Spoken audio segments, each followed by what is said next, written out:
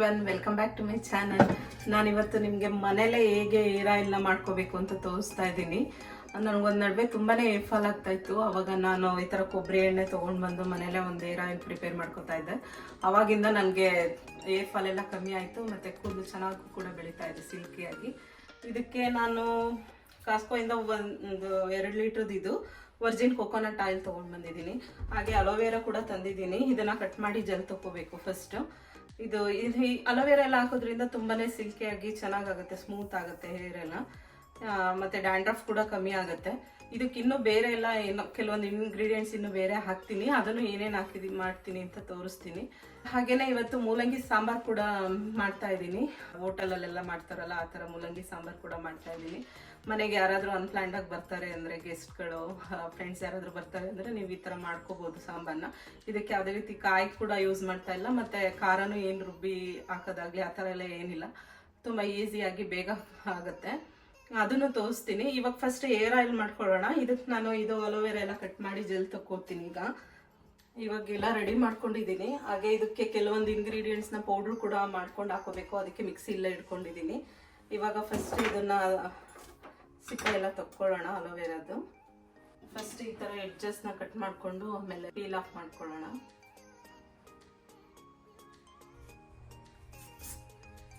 ಕೆಲವೊಬ್ಬರಿಗೆ ಅಲೋವೆರಾ ಎಲ್ಲ ಯೂಸ್ ಮಾಡಿದ್ರೆ ಆಗಲ್ಲ, ಇಚ್ಚಿಂಗ್ ಆಗುತ್ತೆ ಅಂತಾರೆ. ಅಂಥವ್ರು ಬೇಕಿದ್ರೆ ನೀವು ಅಲೋವೆರಾ ಸ್ಕಿಪ್ ಮಾಡ್ಬೋದು.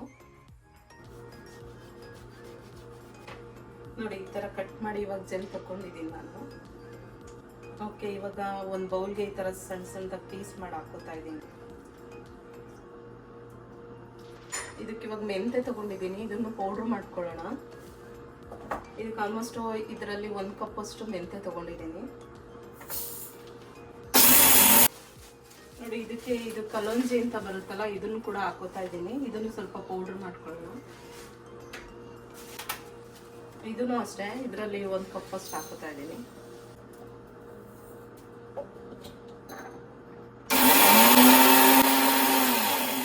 ವರ್ಜಿನ್ ಕೊಕೊನಟ್ ಆಯಿಲ್, ಇದು ತುಂಬ ಚೆನ್ನಾಗಿದೆ ಸ್ಮೆಲ್ಲು. ಇದು ಸ್ವಲ್ಪ ಲೋ ಫ್ಲೇಮಲ್ಲಿ ಇಟ್ಟು ಮೆಲ್ಟ್ ಮಾಡ್ಕೊಳ್ಳೋಣ.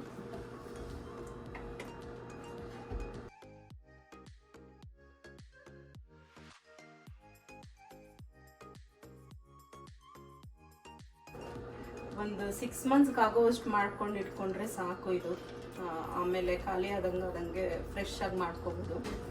ನಾನು ಇದರಲ್ಲಿ ಅರ್ಧದಷ್ಟೇ ಆಯಿಲ್ ಹಾಕ್ಕೋತಾ ಇದ್ದೀನಿ.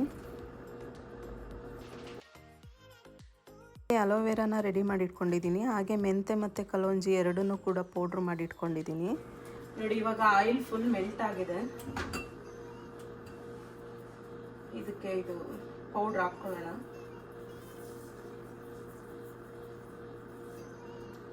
ಇವಾಗ ನಾನು ಇದಕ್ಕೆ ಒಂದು 2 ಹಿಡಿಯೋಷ್ಟು ಕರ್ಬೇವಿನ ಸೊಪ್ಪು ಹಾಕ್ಕೊಂಡು ಅದನ್ನು ಮಿಕ್ಸಿ ಮಾಡ್ಕೋತಾ ಇದ್ದೀನಿ.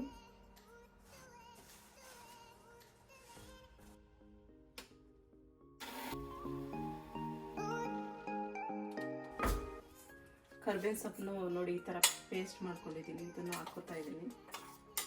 ನಿಮಗೆಲ್ಲ ಅಲ್ಲಿ ಜಾಸ್ತಿ ಸಿಗುತ್ತಲ್ವ ಕರ್ಬೇವಿನ ಸೊಪ್ಪು, ನೀವು ಜಾಸ್ತಿನೇ ಹಾಕ್ಕೊಳ್ಳಿ, ಏನು ಪ್ರಾಬ್ಲಮ್ ಆಗೋಲ್ಲ. ನಮಗೆ ಜಾಸ್ತಿ ಸಿಗಲ್ಲ ಅಂತ ನಾನು ಸ್ವಲ್ಪ ಹಾಕ್ಕೋತಾ ಇದ್ದೀನಿ. ಜಾಸ್ತಿ ಏನೋ ಸಿಗುತ್ತೆ, ಆದರೆ ತುಂಬ ಕಾಸ್ಟ್ಲಿ ಇರುತ್ತೆ ಅಷ್ಟೇ. ಇವಾಗ ಹಾಗೆ ಅಲೋವೆರಾ ಸೇರಿಸ್ಕೊಳ್ಳೋಣ. ಇದನ್ನೆಲ್ಲ ಲೋ ಫ್ಲೇಮ್ ಇಟ್ಕೊಂಡೇ ಕಾಯಿಸ್ಕೋಬೇಕು, ಇಲ್ಲಾಂದರೆ ಉಪ್ಪಿಡುತ್ತೆ. ಇದಕ್ಕೆ ನೀವು ಆನಿಯನ್ನು, ನೆಲ್ಲಿಕಾಯಿ ಮತ್ತು ಬೇವಿನ ಸೊಪ್ಪು ಕೂಡ ಹಾಕ್ಕೋಬೋದು. ಮತ್ತು ಬಿಳಿ ದಾಸವಾಳ ಹೂವು ಕೂಡ ಹಾಕೋತಾರೆ, ಪೆಟಲ್ಸ್ನ. ಬಟ್ ನನಗಿಲ್ಲಿ ಯಾವುದೂ ಅವೈಲಬಲ್ ಇಲ್ಲ, ಹಾಗಾಗಿ ನಾನು ಇದನ್ನಿಷ್ಟೇ ಹಾಕ್ಕೊಂಡು ಮಾಡ್ಕೋತಾ ಇದ್ದೀನಿ. ಆನಿಯನ್ನು ಸ್ಮೆಲ್ ಆಗುತ್ತೆ ಅಂತ ನಾನು ಹಾಕ್ಕೊಂಡಿಲ್ಲ. ಇಲ್ಲಿ ಕಲೋಂಜಿ ಹಾಕ್ಕೊಂಡಿದ್ದೀನಿ. ಫುಲ್ಲು ಲೋ ಫ್ಲೇಮಲ್ಲಿ ಇಟ್ಕೊಂಡು ಚೆನ್ನಾಗಿ ಕಾಯಿಸ್ಕೊಳ್ಳೋಣ. ಇದು ನೋಡಿ ಇವಾಗ ಕಲರ್ ಎಷ್ಟು ಚೆನ್ನಾಗಿ ಕಲರ್ ಬಂದಿದೆ, ಗ್ರೀನ್ ಕಲರ್.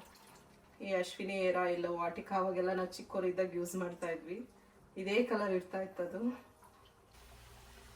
ನಿಮಗೆ ತುಂಬ ಹೇರ್ ಫಾಲ್ ಆಗ್ತಾ ಇದೆ ಅಂದರೆ ವೀಕ್ಲಿ ಒನ್ಸ್ ಕರ್ಬೇವಿನ ಸೊಪ್ಪಿನ ಜ್ಯೂಸ್ ಮಾಡ್ಕೊಂಡು ಕುಡೀರಿ, ತುಂಬ ಯೂಸ್ಫುಲ್ ಆಗುತ್ತೆ. ಮತ್ತು ನೆಲ್ಲಿಕಾಯಿ ಜ್ಯೂಸ್ ಕೂಡ ಮಾಡ್ಕೋಬೋದು ನೀವು.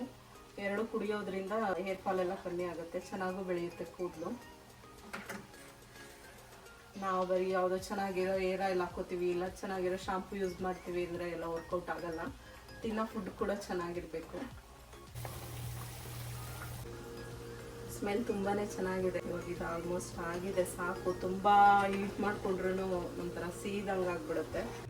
ನೋಡಿ ಇವಾಗ ಇದು ತಣ್ಣಗಾಗಿದೆ, ಎಷ್ಟು ಚೆನ್ನಾಗಾಗಿದೆ. ಕಲರ್ ನೋಡಿ ಎಷ್ಟು ಚೆನ್ನಾಗಿ ಬಂದಿದೆ. ಸ್ಮೆಲ್ ಕೂಡ ಅಷ್ಟೇ ತುಂಬ ಚೆನ್ನಾಗಾಗಿದೆ. ಇದನ್ನು ಯಾವುದಾದ್ರೂ ಒಂದು ಗ್ಲಾಸ್ ಜಾರ್ಗೆ ಹಾಕಿಟ್ಕೊಂಡ್ರೆ ತುಂಬ ದಿನ ಇರುತ್ತೆ. ನೆಕ್ಸ್ಟ್ ನಾನಿಲ್ಲಿ ಮೂಲಂಗಿ ಸಾಂಬಾರು ಮಾಡ್ಕೊಳ್ಳೋದಕ್ಕೆ ಎಲ್ಲ ರೆಡಿ ಮಾಡ್ಕೊತಾ ಇದ್ದೀನಿ. ಇದು ಆ್ಯಕ್ಚುಲಿ ಖಾರ ಏನೂ ರುಬ್ತಾ ಇಲ್ಲ ಇದಕ್ಕೆ, ಹಾಗೆ ಬೇಳೆ ಮತ್ತು ಮೂಲಂಗಿ ಬೇಯಿಸ್ಕೊಂಡು ಮಾಡ್ತಾ ಇರೋದು. ಆಮೇಲೆ ಒಗ್ಗರಣೆ ಮಾಡ್ಕೊತೀನಿ.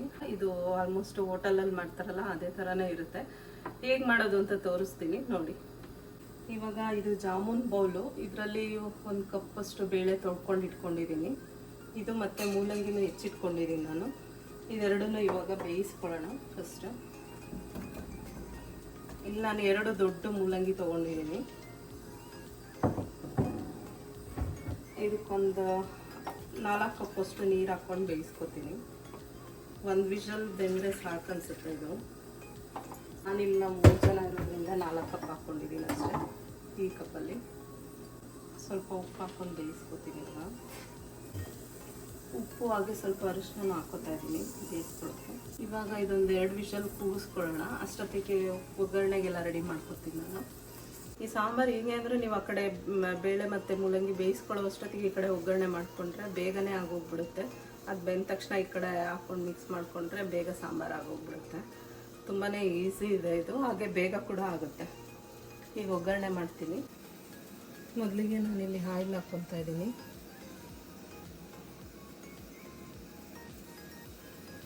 ಇವಾಗ ಎಣ್ಣೆ ಕಾದಿದೆ, ಸಾಸಿವೆ ಹಾಕೋತಾ ಇದ್ದೀನಿ.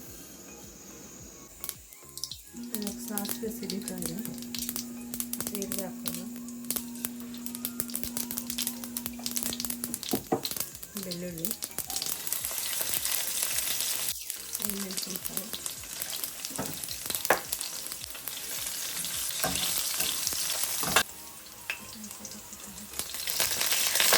ಅರ್ಧ ಈರುಳ್ಳಿ ತಗೊಂಡಿದ್ದೀನಿ. ಇವಾಗ ಈರುಳ್ಳಿ ಚೆನ್ನಾಗಿ ಫ್ರೈ ಆಗಿದೆ. ಇದಕ್ಕೆ ನಾನು ಟೊಮೊಟೊ ಹಾಕ್ಕೊತಾ ಇದ್ದೀನಿ. ಒಂದು ಮೀಡಿಯಮ್ ಸೈಜ್ದು 1 ಟೊಮೊಟೊ ತೊಗೊಂಡಿದ್ದೀನಿ ನಾನು.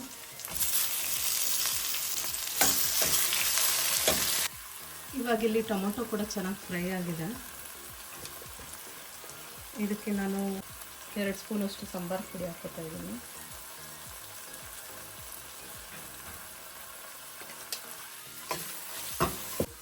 ಒಂದು ಸ್ಪೂನ್ ಖಾರದ ಪುಡಿ ಹಾಕೋತಾ ಇದ್ದೀನಿ.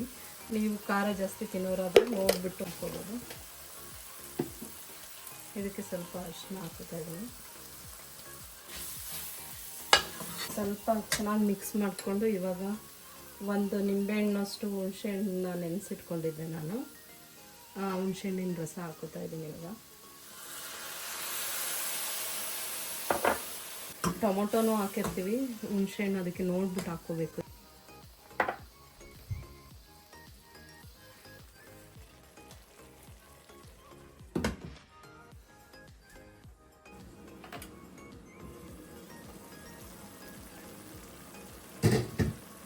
ನಿಮಗೆ ಸಾಂಬಾರು ತುಂಬ ಗಟ್ಟಿ ಬೇಕು ಅನ್ನೋರು ಬೇಕಾದರೆ ಅಕ್ಕಿ ಹಿಟ್ಟು ಸೇರಿಸ್ಕೋಬೋದು. ಇಲ್ಲ ಬೇಳೆ ಜಾಸ್ತಿ ಹಾಕ್ಕೊಂಡ್ರೆ ಅದೇ ತಿಕ್ಕಾಗಿ ಬರುತ್ತೆ. ನಾನು ಇವಾಗ ಇಲ್ಲಿ ಬೇಯಿಸ್ಕೊಂಡಿರೋ ಮೂಲಂಗಿ ಮತ್ತು ಬೇಳೆನ ಹಾಕೋತಾ ಇದ್ದೀನಿ.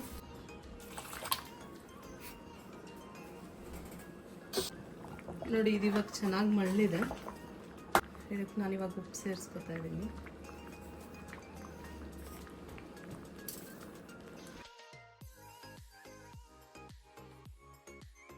ಕೊತ್ತಂಬರಿ ಸೊಪ್ಪು ಹಾಕೋತಾ ಇದ್ದೀನಿ.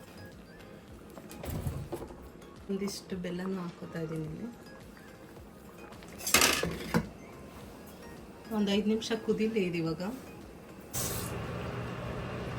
ನೋಡಿ ಇದು ಇವಾಗ ಚೆನ್ನಾಗಿ ಮಳ್ಳಿದೆ. ಆದರೆ ಬೇಗನೆ ಆಗೋಗ್ಬಿಡುತ್ತೆ ನಿಮ್ಮ ಸಾರು. ಇವಾಗ ಮೂಲಂಗಿ ಸಾಂಬಾರು ರೆಡಿ ಆಗಿದೆ. ನೋಡಿದ್ರಲ್ಲ ಮನೇಲೆ ಹೇಗೆ ಹೇರ್ ಆಯಿಲ್ ಮಾಡ್ಕೋಬೋದು ಅಂತ. ಹಾಗೆ ಮೂಲಂಗಿ ಸಾಂಬಾರು ಕೂಡ ನೋಡಿದ್ರಿ. ಹೋಪ್ ನಿಮ್ಮೆಲ್ಲರಿಗೂ ಈ ವಿಡಿಯೋ ಇಷ್ಟ ಆಗಿರುತ್ತೆ ಅಂದ್ಕೊಂಡಿದ್ದೀವಿ. ಇಷ್ಟ ಆದರೆ ಒಂದು ಲೈಕ್ ಮಾಡಿ, ನನ್ನ ಚಾನಲ್ನ ಸಬ್ಸ್ಕ್ರೈಬ್ ಮಾಡ್ಕೊಳ್ಳಿ. ಹಾಗೆ ನಿಮ್ಮ ಫ್ಯಾಮಿಲಿ ಫ್ರೆಂಡ್ಸ್ ಜೊತೆನೂ ಶೇರ್ ಮಾಡಿ. ಮತ್ತೆ ನಮ್ಮ ನೆಕ್ಸ್ಟ್ ವಿಡಿಯೋದಲ್ಲಿ ಸಿಗೋಣ. Thank you for watching this video. Bye.